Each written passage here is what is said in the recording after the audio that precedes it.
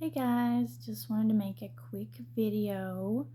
Not much is going on, but I still wanted to check in. I hope everyone is doing well. I'm doing fantastic. Just getting some rest today. I had quite a few orders this past week, and my son is with his dad after school today. So I'm just taking some time for me, and my uncle is home from the hospital. I hope he's doing better. I've been praying for him. I've forgiven him, and I hope he's doing better. That by no means uh, means reconciliation, but I still harbor no ill will, and I hope that we can both move on from this separately and intact. Um, I'm glad that he's home for a couple of reasons. For one, that he's doing better, first and foremost, and two, because his girlfriend has a key to this house and she tries to come and go as she pleases when he's not here to irritate me.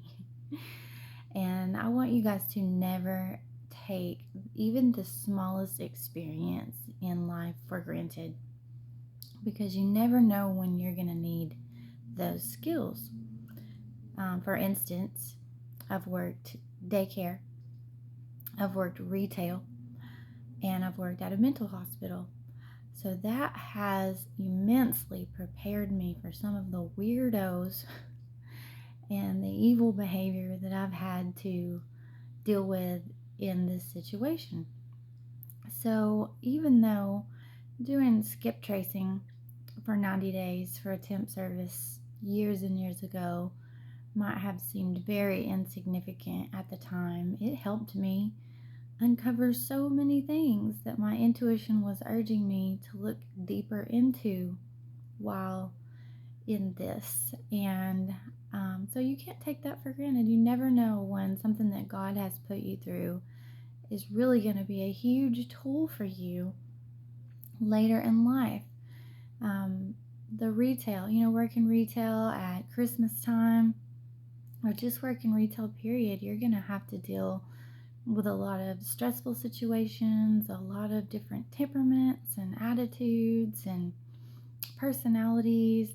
Also, being in management, you're going to have tolerance and train a lot of different personalities. So, mental hospitals, I loved that. I loved meeting those adolescents that I worked with, and even children. In some cases, we did have a C group with some babies that came through there.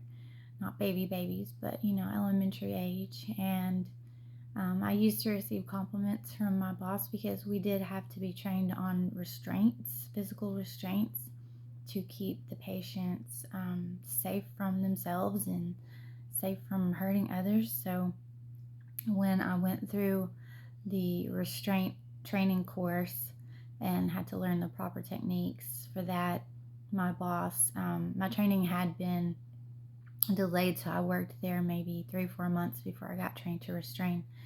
And my boss, when he was teaching the class, he singled me out and said that it was required for us to go through this course, but he didn't feel like I needed it because I could de-escalate the biggest, angriest patients that came through there without even raising my voice. So I feel like I do have a way with people and I can reach them on many different levels. I even remember having a 200 plus 6-foot Samoan girl in there who threw a heavy wooden cabinet down the hallway during a riot. And I de-escalated her with no problem. We never had to put our hands on her, or no Thorazine, no medical intervention necessary, because I was able to meet her where she was at and talk to her calmly and get her to calm down for me. So yeah, even though situations that you're in, you might not understand them at the time and they might not last very long, but those are things that God is teaching you that you might have to whip out of your tool belt later on, and it'll really help you. You won't realize it at the time, but later on you'll understand why you had to go through that and what that was all meant for, because God is not going to put you anywhere that He did not prepare you to go first. He will go before you, and He will blaze the trail for you to follow, and you will learn lots of things along the way that will help you when you finally get to the next level. So appreciate things while you're going through them. Experiences that you have, because it's going to help you down the road, whether you realize it at the time or not. I definitely during those experiences have learned how to have self-control and to deal with the weirdos and their weird behavior. For instance, while my uncle was gone, his girlfriend and her sister came over here 3 sheets to the wind, claiming that they were trying to clean, but all they did was be loud, really loud, and mess the house up. So when they finally left at 10:30 that night, this was on Saturday, I just went behind them and cleaned up. They left doors and windows wide open with me and my son here by ourselves, and I calmly just closed them all and hit reset on the house and cleaned up everything that they messed up, plus some, and prepared it for me to get up and make a cake the next day.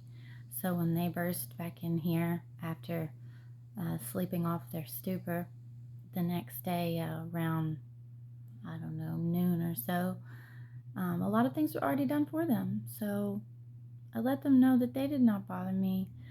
Them taking up space just made room for me to make my own space and dance and sing in my room while they tried to listen to my phone, and I cut Bluetooth off only to hear her yell, "Fuck you." It's comedy to me because I have dealt with so much stuff before this that is the least of my worries. And I encourage them to keep it up because it only prepares me for the next level even better. So thank you.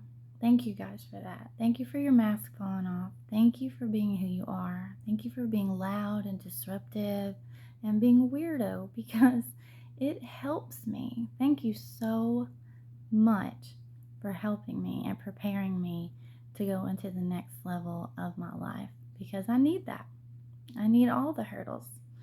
I am embracing the change that is the weather today, because it's supposed to get really wild, rainy, windy, maybe some thunderstorms all night, and I embrace that change in the weather. I know that God is going to bring in many changes with the change in the weather, and I am in expectation mode. I am ready to receive. I am ready for those changes.